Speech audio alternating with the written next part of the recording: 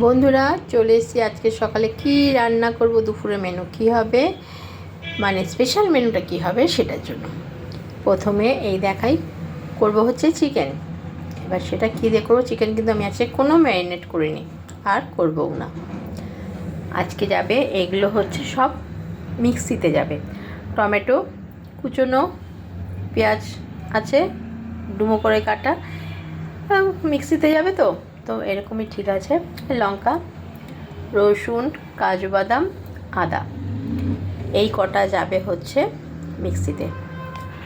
আর এই পেঁয়াজ কুচোনোটা যাবে হচ্ছে ভাজা, হালকা ভাজা হয়ে গেলে তার সাথে যাবে হচ্ছে এই টমেটো আর এই গোটা গোটা হালকা ডুমো ডুমো যে পেঁয়াজগুলো থাকে না, ছোট ছোট, এইগুলো যাবে গোটা।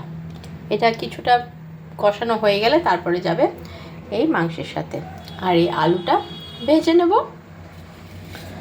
আর সাথে দেব এই যে সিদ্ধ করা ডিম আছে, এই ডিমটা একটু ভেজে নেব।